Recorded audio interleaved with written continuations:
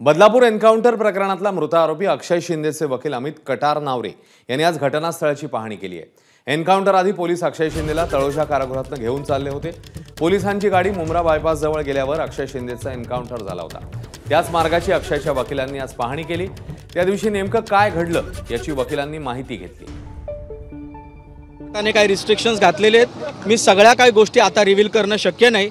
मला जे काही मी फक्त आणि फक्त पोलिसांनी जी FIR 307 ची डिसीज्ड अक्षय शिंदे विरुद्ध दाखल केलेली आहे ती FIR चा टायमिंग तो त्याच्या अनुषंगाने मी सगळ्या गोष्टी एक रिक्रिएशन एक एक्सरसाइज करतो। मी स्वतःला सॅटिस्फाय होण्यासाठी आणि सत्य शोधण्याचा मी फक्त प्रयत्न करतोय।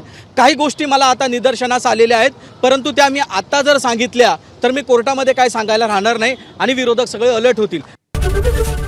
ABP माझा, उघडा डोळे बघा नीट।